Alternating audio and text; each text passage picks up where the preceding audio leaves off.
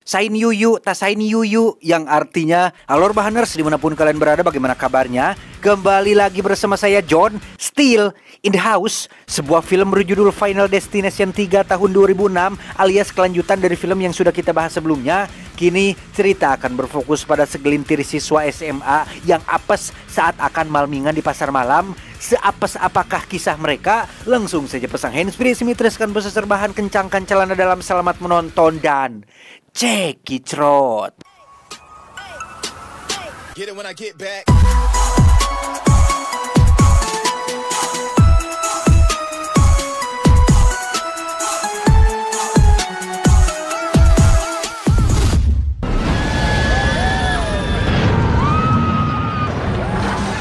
Cerita diawali dengan memperlihatkan wahana hiburan malam khusus orang dewasa, di mana sudah tak ada lagi yang namanya kurung manuk, omak banyu, motor edan, aromanis, kulu besuuk, dan aneka hiburan pada umumnya. Melainkan semua permainan sudah berbau ekstrim, termasuk yang paling populer yaitu Devil Flight atau roller coaster jurig, di mana hanya orang-orang beradrenalin tinggilah yang bisa menikmati wahana semacam ini.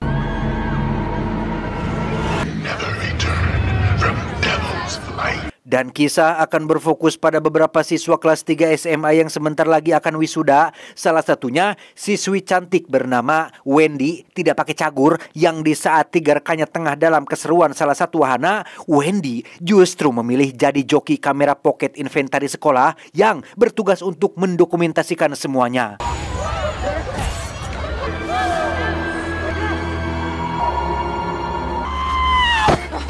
Dia bernama Jason yang merupakan pacarnya Wendy, dan dua sejoli ini adalah Kevin dan Carrie yang meskipun sedang didampingi sang kekasih, Kevin masih saja bertingkah tengil dengan memotret zona terlarang salah satu siswi di sana, yang karena ketengilannya itu Kevin terancam akan digugat putus oleh si Carrie ini. I am so sorry. Now, that right there, that'll sell some yearbook. I love it. Tak hanya mereka berempat saja, di sana juga ada siswi lain seperti si kembar yang selalu berpenampilan seksi, Lewis si gerengseng dan paling banyak bacot. Bahkan ada di antaranya yang bela-belaan datang tanpa izin orang tua, yaitu Julie, yang tak lain adalah adik kandung sekaligus adik kelas Wendy sendiri, sehingga ia merasa perlu untuk mendokumentasikan keberadaannya juga. Yes.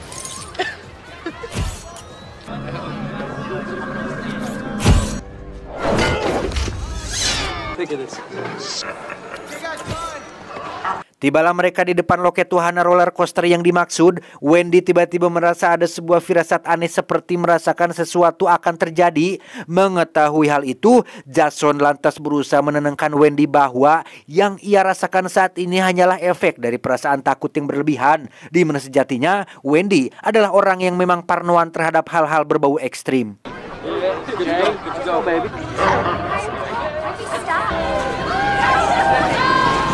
Konsep wahana bernuansa horor semakin menambah ketegangan Wendy, apalagi ketika ada roller coaster yang tiba-tiba lewat persis di atas kepalanya, dan secara tersengaja terlihat ada sambungan baja penyangga lintasan yang kondisi baut-bautnya sudah mulai longgar.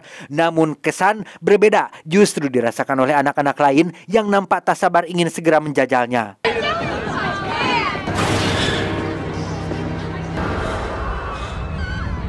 Melihat ekspresi kepanikan Wendy, dua rekannya bernama Ian dan Erin pun mencoba menjelaskan sebuah teori fisika bahwa pada dasarnya roller coaster adalah sebuah wahana yang dihasilkan dari perubahan energi potensial menjadi energi kinetik, di mana kemungkinan kecelakaan pada wahana ini bisa disebut amat sangat kecil. Namun penjelasan itu tak cukup membuat Wendy tenang, sehingga ia memutuskan untuk duduk di kursi belakang.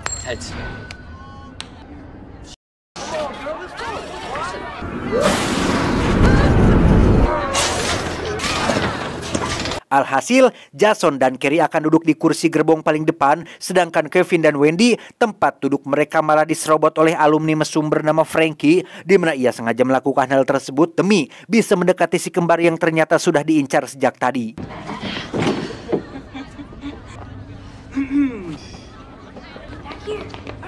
Wendy dan Kevin akhirnya duduk di kursi gerbong paling belakang yang ada bekas permen karetnya, di mana petugas wahana menjelaskan bahwa setiap pengunjung yang naik dilarang membawa segala benda elektronik termasuk kamera. Sementara untuk Lewis, dia masih kusak-kusak dengan sabuk pengaman yang ujung-ujung macet, di mana hal itu ternyata disebabkan oleh sistem hidrolik yang mengalami kebocoran. Namun karena tak ada yang menyadarinya, petugas pun langsung menjalankan mesin itu saat itu juga. Here you go.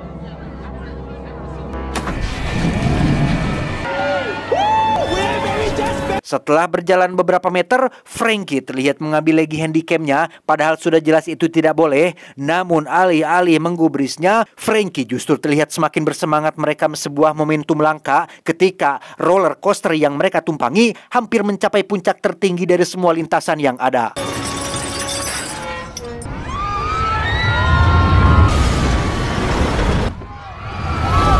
Di tengah histeria para penumpang roller coaster yang meluncur dengan sangat cepat, sekilas terlihat ekspresi wajah Wendy yang sangat ketakutan, di mana mereka sama sekali tidak tahu menahu soal kondisi selang hidrolik tadi, yang semakin cepat roller coasternya melaju, maka akan semakin banyak pelumas yang terbuang, dan jika pelumasnya habis, maka daya tahan untuk mengunci setiap tempat duduk mereka akan semakin lemah.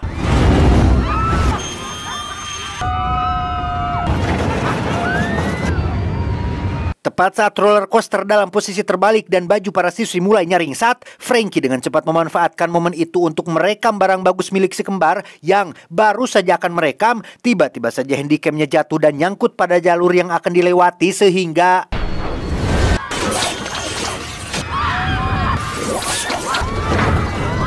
akibat getaran keras yang ditimbulkan, satu persatu kunci pengaman kursi terbuka dengan sendirinya, disusul dengan roda yang mulai caroplok, termasuk besi penyambung antar gerbong yang ikut-ikutan terlepas, di mana hal tersebut membuat mereka rapluk berjatuhan dari ketinggian dan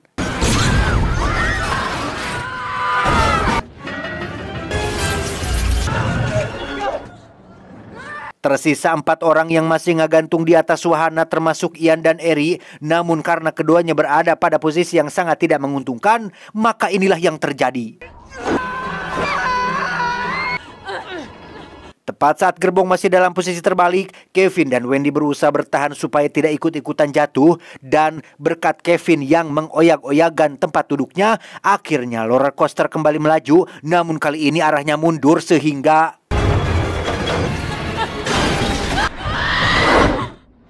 ya, seperti biasa, ternyata semua itu hanya bayangan Wendy saja. Namun yang tak habis pikir adalah bekas permen karet tadi benar-benar nyata, termasuk petugas wahana yang melarang bawa kamera. Wendy yang semakin yakin jika firasatnya akan terjadi pun langsung berteriak histeris dan meminta petugas wahana agar membatalkan pemberangkatan saat itu juga. No, don't push the button! Don't push the button! Let me out! Let me out! Di depan petugas keamanan, Wendy mulai menceritakan apa yang ada dalam penglihatannya, di mana hal itu mendapat tentangan keras dari si tangkurak Lewis yang sekonyong-konyong menganggap jika semua itu hanya efek borangan Wendy saja, sehingga Kevin yang cenderung berpihak pada Wendy pun langsung menghampirinya dan perkelahian pun tak terelakkan lagi.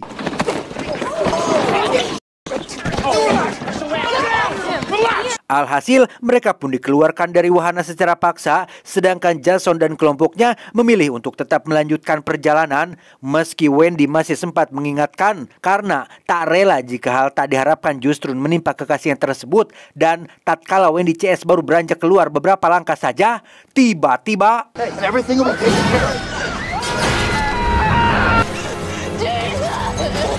masih segar diingatan Wendy momen mengerikan yang juga telah merenggut nyawa Jason kekasihnya tersebut, sehingga ia berniat absen dari acara wisuda, bahkan membuang semua barang yang akan membuatnya kasuat-kasuat. Lalu Kevin menghampiri dan meminta agar Wendy tidak terlarut dalam kesedihan, toh perasaan yang sama juga pasti dirasakan oleh rekan-rekan yang lain. Begitu pula halnya dengan si kembar yang dalam rangka persiapan untuk acara wisuda nanti malam, mereka mengundang Wendy agar ikut pergi ke sebuah salon perawatan kulit. So we're ready for graduation tonight? I already have your number. Satu hal penting yang sebenarnya ingin Kevin sampaikan di sini adalah soal info peristiwa penerbangan 180 yang baru saja ia dapatkan, di mana kejadiannya berawal dari sebuah firasat seseorang yang punya kelebihan seperti Wendy. Intinya, Kevin merasa khawatir jika apa yang kemudian dialami oleh para penyintas pada peristiwa tersebut juga dialami oleh mereka setelah kejadian kemarin. Sayangnya, harapan itu tidak ditanggapi Wendy yang justru memilih pergi. Look, Wendy! Hey! Beralih ke salon yang tadi disebutkan, si kembar nampak jengkel dengan kebiasaan lamban dari si pemilik salon. Alih-alih memberi pelayanan cepat, ini malah teteleponan di luar dengan menjadikan sebotol krim skincare sebagai ganjal pintu supaya tidak terkunci. Sementara mereka terpaksa harus menyalakan musik sendiri, buka baju sendiri, bahkan mengoperasikan mesin sauna pun mereka lakukan sendiri.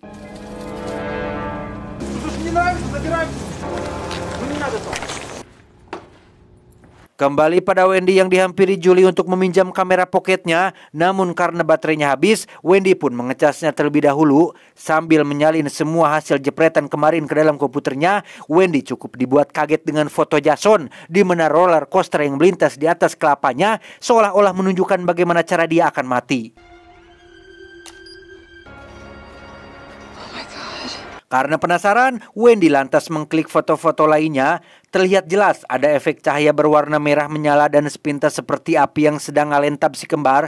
Di mana hal itu ternyata sebuah kila-kila buruk bagi mereka, yang di saat bersamaan ada tetesan air dari minuman dingin yang kemudian menyebabkan mesin pengatur suhu mengalami konslet, sehingga suhu ruangan termasuk kotak sauna pun memanas dengan sangat cepat.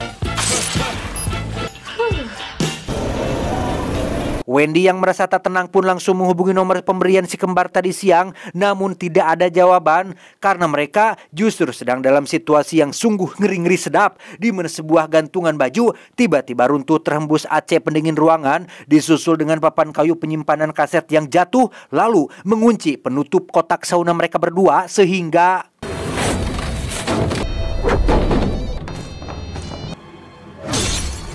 sejalan dengan lampu belajar Wendy yang tiba-tiba meletus, kita juga diperlihatkan pada krim pengganjal pintu salon yang ternyata sudah meletus lebih dulu, sehingga ketika si kembar benar-benar sedang kritis dan sangat membutuhkan pertolongan, si pemilik salon justru malah terjebak di luar karena ternyata semua pintu salonnya sudah terkunci dari dalam.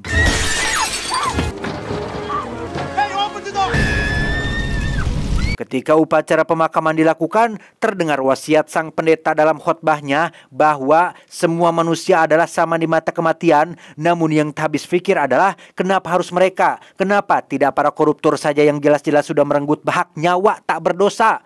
Kurang lebih seperti itulah ekspresi spontan yang diungkapkan Ian sesaat sebelum ia pergi meninggalkan tempat tersebut. I'm fine, all right. Di sisi lain, terlihat Wendy yang memilih mengasingkan diri sambil mengunjungi makam Jason. Ia akhirnya mau angkat bicara kepada Kevin terkait hal-hal janggal yang sudah lama ia pendam, seperti garis aneh pada foto terakhir Abraham Lincoln, penampakan bayangan pesawat misterius di atas gedung WTC, termasuk kode angka 180 pada peristiwa 6 tahun lalu, di mana Wendy sudah lebih dulu mengetahui semua itu sebelum Kevin. Bahkan dari situlah sebenarnya awal Wendy menjadi paranoid. Di mobil, mereka kembali membahas tentang peristiwa 180. Wendy menganggap jika mungkin saat ini kematian sedang mengejar mereka, dan bisa saja kali ini sesuai urutan foto yang Wendy jepret saat di wahana, yang karena terlalu fokus ngobrol, Kevin hampir saja menyebabkan sebuah insiden kecelakaan tak terduga. Watch out! Sorry! Tiba di depan sebuah restoran, sejenak Kevin menghentikan mobilnya di jalur antrian untuk memesan makanan, yang di saat mereka mulai curiga jika urutan kematian berikutnya adalah Frankie, ada sebuah truk sampah yang kehilangan kendali dan mengakibatkan mobil Kevin terjebak. Sementara dari sebelah tonggo nampak sebuah truk semi-trailer tanpa supir yang nyolotok ke arah Kevin dan Wendy berada, sehingga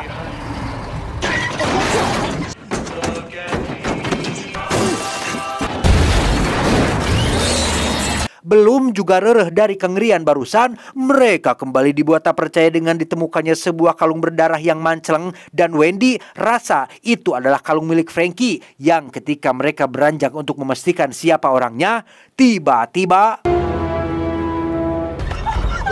Sungguh, kejadian ini telah membuat Wendy sangat terpukul. Bukan saja mereka tak habis pikir jika orang yang tewas di depannya itu adalah Frankie, melainkan karena betapa ngeri dan kejamnya cara kematian itu datang merenggut nyawa. Sehingga Wendy sempat berpikir akan pergi keluar kota untuk mengasingkan diri. Namun Kevin yakin jika cara tersebut tidak akan mendatangkan sebuah solusi. Willful ignorance is surrendering control. Read that somewhere in Mrs. Brooks' English class. Berharap menemukan petunjuk, mereka pun akhirnya sepakat untuk kembali mengamati foto-fotonya dengan lebih detail, di mana Kevin sempat tertegun saat melihat foto almarhum Carrie yang ikut tewas bersama Jason pada insiden roller coaster. Namun ia kembali curinghak saat melihat curungan poek hasil jepretan usilnya waktu itu, dan nampak jelas pamatuk si Frankie di depan sebuah kipas, yang mana hal itu langsung mengingatkan Wendy akan bagaimana caranya Frankie menemui ajalnya. Go back to Lewis. Okay, he's got that hammer.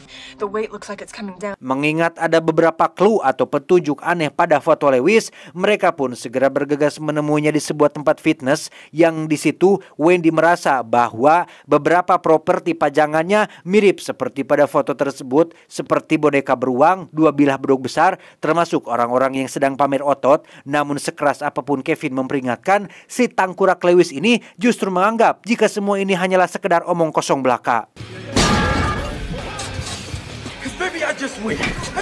Tak lama kembali muncul pertanda yang seharusnya membuat si Lewis sadar, namun karena dia heras hulu dan merasa paling benar, Lewis terus ngacaprak tidak parugu dan seolah menantang kematian sehingga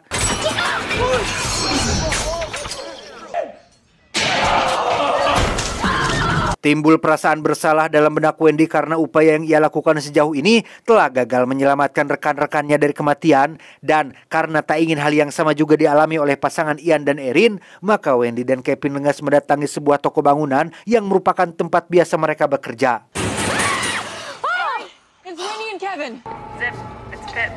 Come over here. Sambil memperlihatkan foto keduanya saat di wahana roller coaster, Wendy tetap waspada dengan situasi di sana. Kalau ada sebuah anomali aneh yang bisa jadi petunjuk, meski Ian dan Erin cenderung berpikir rasional dan selalu mengedepankan logika, namun tak dipungkiri bahwa saat ini mereka mulai agak sedikit terbawa suasana, di mana ekspresi ketakutan pun terlihat ketika Wendy tiba-tiba melihat untaian bendera kertas yang mirip seperti pada fotonya dan Hey, watch those boxes! terlepas dari itu, Ian masih berusaha menyangkal firasat Wendy soal urutan kematian yang menurutnya tidak masuk akal. Padahal ancaman kematian itu sendiri justru dipicu oleh hal-hal sederhana yang tak disadari, seperti sebuah dus kecil yang nyaris jatuh karena tersenggol mesin si Ian, disusul dengan seutas rantai anjing yang membuatnya terulur dan menghidupkan mesin lain, yang karena getarannya dus tadi pun jatuh menimpa pedal gas mesinnya sehingga You don't want to be suspect.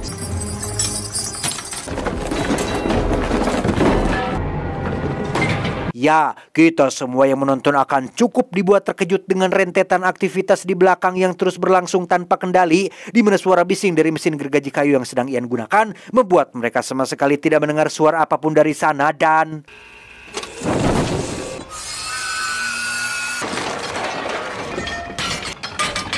sementara Ian tetap berargumen jika kematian itu akan datang sesuai konsep logikanya, Wendy dan Kevin justru memilih diam karena tak baik juga jika terus dilawan. Sampai akhirnya Wendy pun terus menyadari bahwa bentuk bendera di foto itu ternyata mirip dengan potongan kayu yang saat ini berada tepat di atas hulu si Ian, termasuk kode jari tengah Erin di foto yang jika fokus pada semir kukunya atau biasa disebut nile.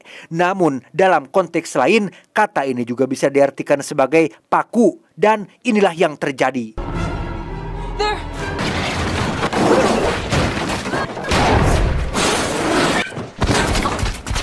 Buntut dari kejadian ini, Kevin dan Wendy sempat diinterogasi selama berjam-jam oleh pihak kepolisian, di mana itu ternyata dilakukan atas laporan dari si Ian, yang padahal jika dilihat dari urutannya, justru dialah yang harus mati sebelum Erin. Sehingga dengan ini bisa ditarik kesimpulan bahwa masih ada kemungkinan bagi Wendy dan Kevin untuk bisa tetap hidup selagi mereka bisa menemukan petunjuk untuk mencurangi rancangan kematiannya.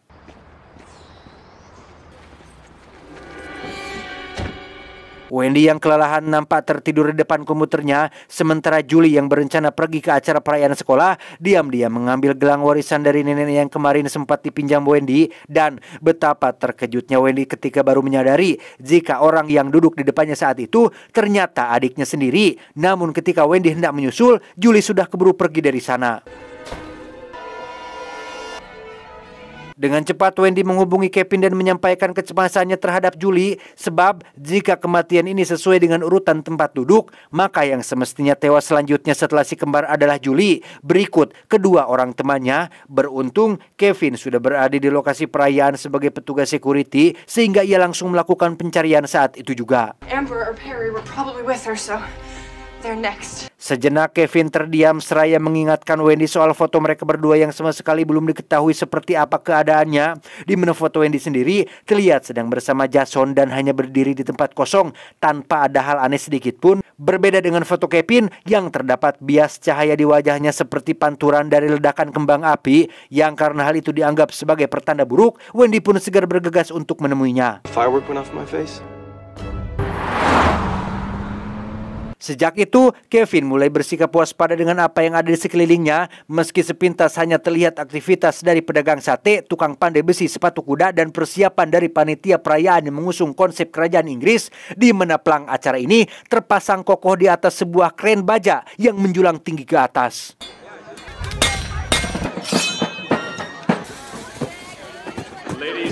Acara perayaan pun dimulai. Wendy nampak sudah tiba di lokasi dan langsung mencari keberadaan Julie. Begitu pula dengan Kevin yang setelah udar-idar cukup lama, akhirnya ia berhasil melihat Julie dari kejauhan dan memutuskan untuk membuntutinya.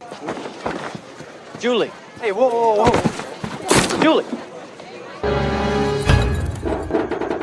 Disinilah kita diperlihatkan pada seekor kuda yang lepas kendali akibat suara dentuman kembang api. Sementara di tempat lain, Julie yang sedang dibuntuti dan merasa risih pun langsung berbalik dan memarahi Kevin, yang entah bagaimana bisa ekspresi Julie saat itu sama persis dengan apa yang ada di foto, sehingga Wendy yang menyadari itu sebagai ancaman pun lekas menghampirinya. Tetapi Julie, look out!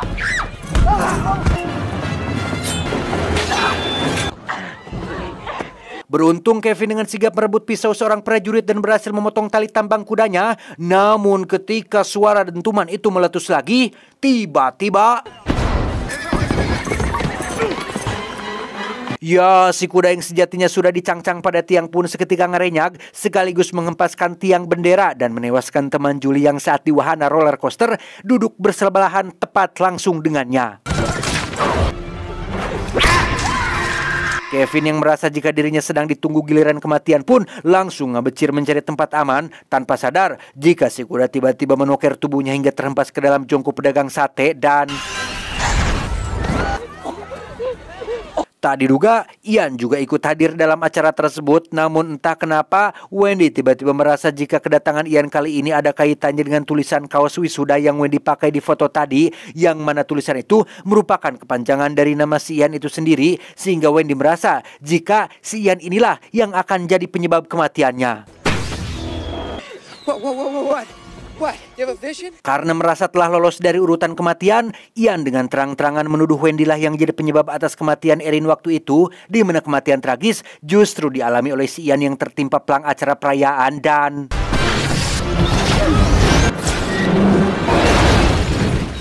5 bulan kemudian beralih ke dalam sebuah kereta tepat Wendy dan 2 orang teman kuliahnya sedang dalam perjalanan pulang. Sejenak ia diperdengarkan pada lirik sebuah lagu yang dibawakan seorang pengamen, di mana Wendy tiba-tiba merasakan sesuatu yang lama tidak ia rasakan, yaitu sebuah firasat buruk yang akan terjadi di dalam kereta ini. Selain nomor gerbong yang jika dilihat dari balik cermin angkanya berubah jadi 180, Wendy semakin dibuat gemetar dengan beberapa tempelan iklan di dinding kereta yang semuanya mengingatkan dia pada rentetan tragedi kematian saat masih SMA dulu, di mana semua itu semakin memperkuat dugaan Wendy jika yang ada di dalam firasatnya saat ini benar-benar akan terjadi.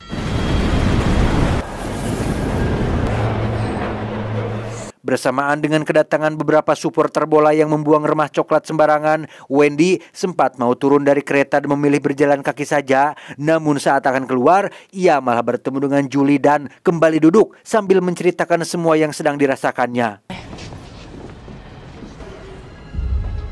Dan ya, sungguh di luar dugaan, di situ Wendy juga dipertemukan dengan sosok Kevin yang dibalik perasaan senang karena telah bertemu dengan mereka, Wendy malah merasa jika firasat buruk itu terasa semakin kuat, yang hal itu dibuktikan dengan seekor berit yang memakan remah coklat tadi secara tak sengaja membuat jalur keretanya koslet dan...